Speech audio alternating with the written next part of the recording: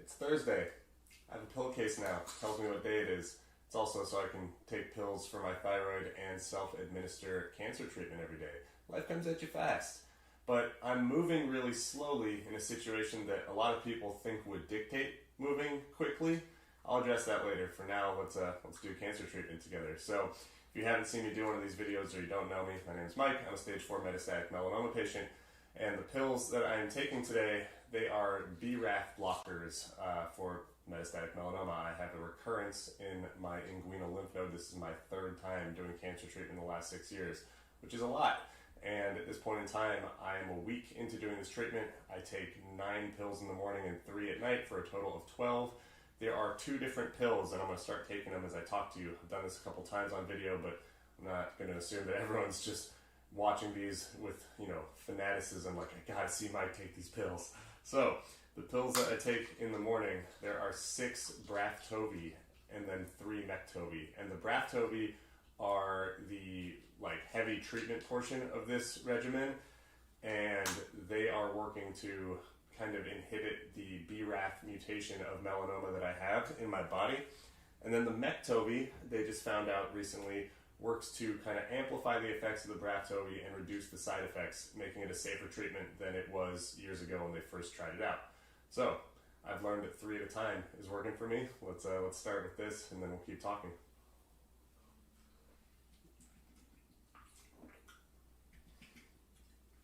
The goal is to take these with some food in my system. I think that's worked better for me in the first week. And the side effects, as described to me, they were, nausea, fatigue, a lot of vision stuff was brought up. And so far, I've had minimal side effects. I would describe it as like a 1 to 2 out of 10 most days. It's only a week in, which means there's going to be more, most likely. I've tried taking them on an empty stomach. I've tried taking them with different amounts of food. And the interesting thing, after I take these,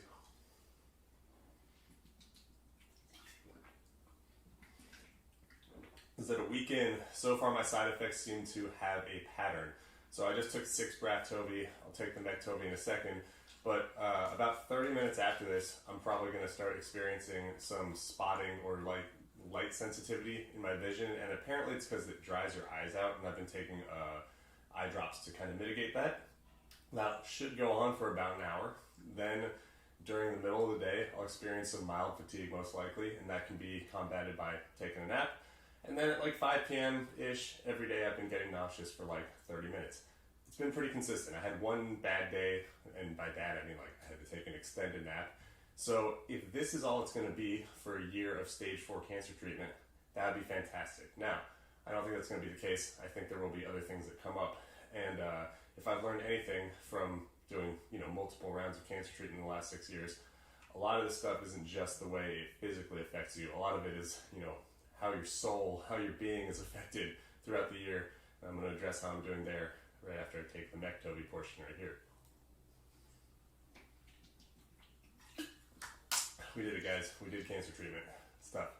I'm going to put these down. But, back in the shop.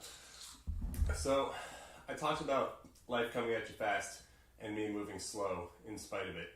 And it's a conversation that I've been having with several people, including my girlfriend and my best friend Noah, and anyone who will listen. So now I'm 6 years into this. I'm a stage 4 metastatic melanoma patient. I'm 36. I was 30 when I was diagnosed for the first time. And it's such a weird feeling to be here because, the spot that was just diagnosed, tiny, in my lymph node, we're going to take the lymph node out. I will be NED cancer-free on paper pretty soon, I think, but that's not really how it works. They believe it is systemically in my body. I am a stage 4 patient who's had multiple recurrences. This stuff is most likely going to get me at some point in the future, but it doesn't seem like right now.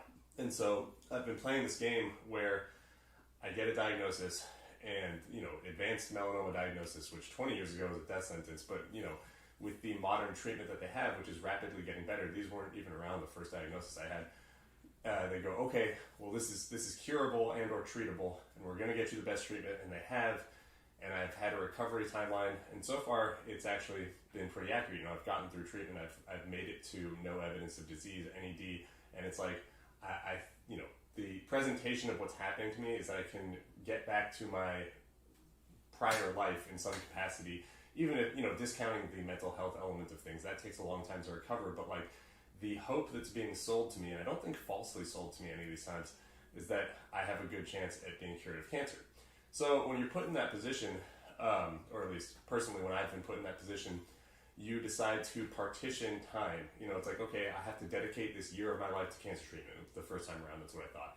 And last year, I thought that's what it would be. I got through treatment in 3 months. The recovery took, a few more months after that. This year, same thing. It's like I have to do this treatment for a year.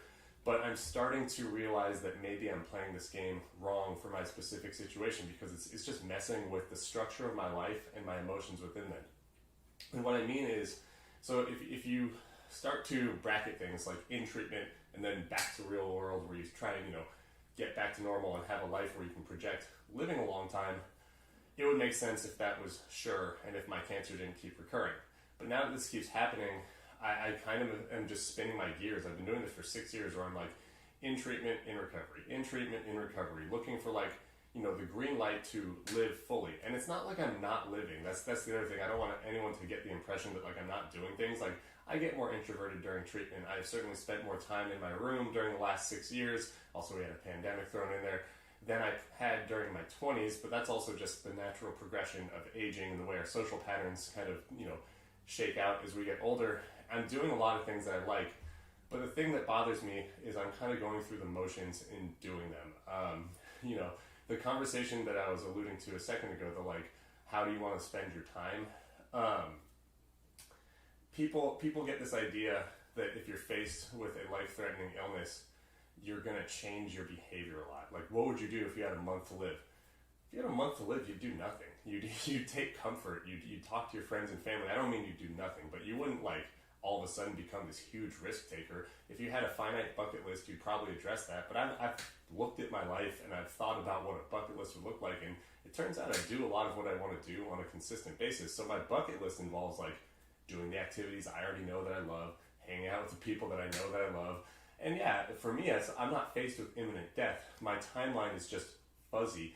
So, what I was talking about earlier in the sense of like, oh, can I make it to like real health? It's like, okay, then I can continue this trajectory of what a normal human life expectancy is, which at this point in time, I'm not worrying about. Like, we'll see how this goes. We'll see what happens, in the future. But if you're watching this right now and you don't have cancer, if you've had cancer and maybe it's been cured, or you seemingly have the normal human life expectancy, what's your sense of urgency?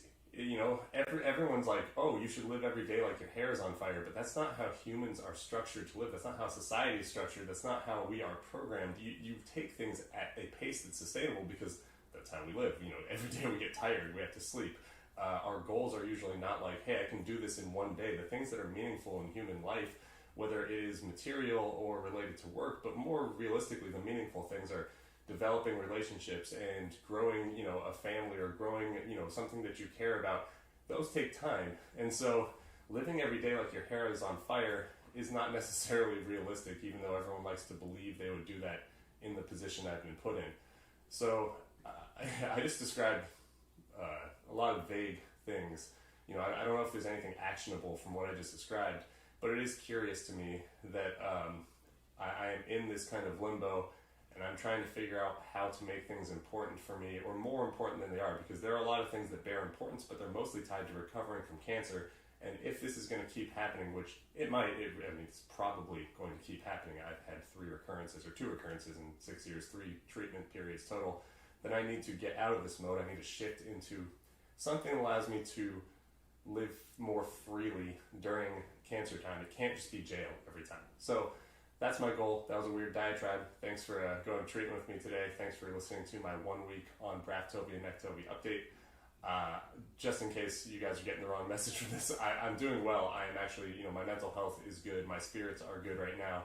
That was just a weird thought that I've been having this week. How do I shift gears, even knowing that I have 51 more weeks of this treatment? I don't want to be in jail for those 51 weeks, so I'm going to work on that, and I'll tell you about it later. Thank you. Bye.